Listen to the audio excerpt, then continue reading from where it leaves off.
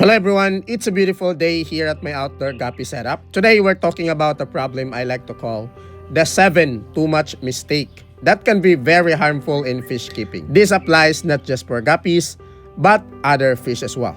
When you first get into aquariums or tubs, you want to give your fish the best. More food, more cleaning, more water changes, and more light. But here's the catch. In fish keeping, more is not always better. In fact, too much of certain things can be just as deadly as neglect. So grab your net, your algae scraper, and maybe a notepad because we're diving into the 7 big too much mistakes to avoid if you want a healthy, thriving ecosystem. Number 1, too much food. It is the number 1 beginner mistake. Overfeeding. When a fish can't eat all the food you gave to them, it sinks, rots, and turns into ammonia. The same stuff in household cleaners. That ammonia can burn gills, stress fish, and lead to deadly spikes in water chemistry. Rule of thumb, feed only what they can eat within 1 to 2 minutes. It depends on what type of fish you are keeping right now. Now, if you have bigger fish like koi, then you can feed them more. But again, make sure not to overfeed. There will be some signs when to stop feeding, especially when some pellets or foods are being rejected by the fish already. That means you have given them too much food. You can feed little amount or enough amount of food to your fish. Twice a day for adult fish, and for baby fish, maybe 3 to 4 times a day. If they are still begging for food, don't fall for that. They're natural opportunists, so don't feed them anymore. In the wild, they only ate a small amount of food, but still looks very healthy. Number 2, too much cleaning or too much siphoning. Your filter media and substrate are home to billions of beneficial bacteria that keep your tank safe. Beneficial bacteria in a sponge filter break down organic waste like fish poop and leftover food into less harmful substances. They convert ammonia into nitrite and then nitrate, helping keep the water safe for fish. This process is called biological filtration, and it's crucial for maintaining a healthy aquarium ecosystem. If you scrub everything spotless or rinse filter sponges under tap water, you will kill those bacteria and trigger an ammonia spike. Instead, rinse filter media gently in old tank water and siphon the poops from the tank.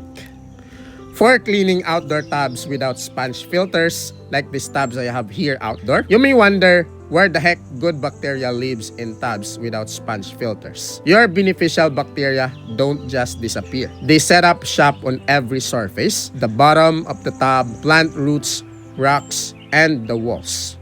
That's why if you have an outdoor setup like this one with plants, you will see a bunch of debris and poops pooling together at the bottom. So this is where your beneficial bacteria is growing. They might look gross and nasty, but these bacteria are your natural water treatment crew. So why overcleaning is dangerous? If you scrub the walls shiny, rinse out all the substrate, or scoop out every speck of malm, you're evicting your bacteria. Without them, your tub has to recycle, which means ammonia and nitrite levels can suddenly spike, stressing or even killing your fish. And that's the reason why most of the time, I only siphon in the front area of my outdoor tubs to prevent disturbing some of the bacteria that are thriving at the corners of my tubs. Number 3, too much water change at once. Water changes are essential. Water changes are like hitting the reset button of your tank. They remove invisible waste and toxins, replenish minerals, and keep water chemistry stable.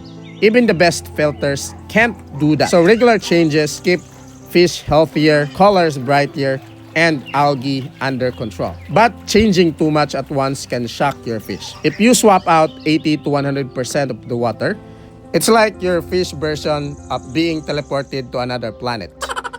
You can cause sudden shifts in pH, temperature, and hardness. So, stick to ranges 20 to 30 to 40% water change weekly. Unless there's an emergency, you can actually water change more.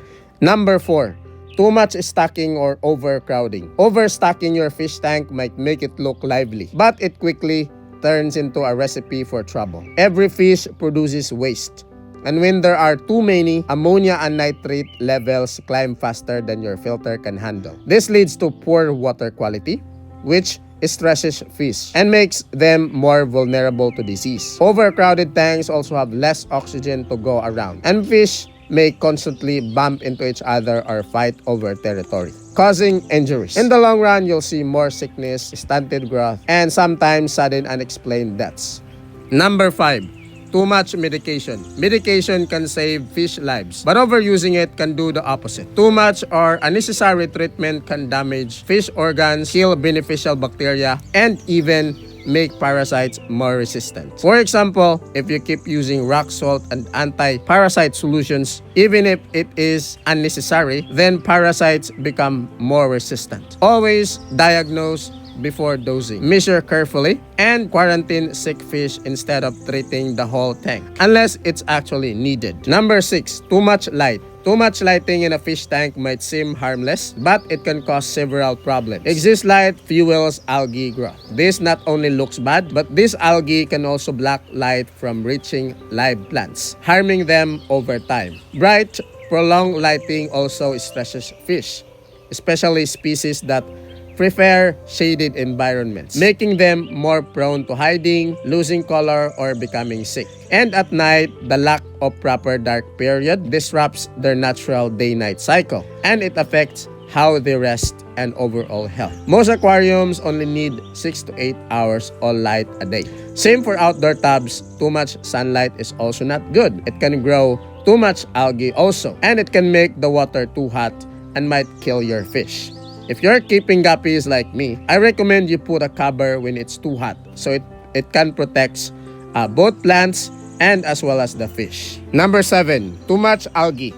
As I always mention in my previous videos, algae is a good thing when properly maintained. It does provide a lot of help in fish keeping, but too much algae in outdoor fish tubs can cause big problems. At night, algae consume oxygen instead of producing it, which can suffocate the fish sometimes.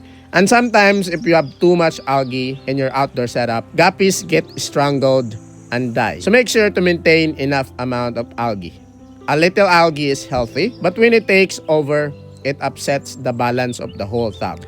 In fish keeping, balance is everything. Think of your tank as a tiny ecosystem. Every change you make ripples through it.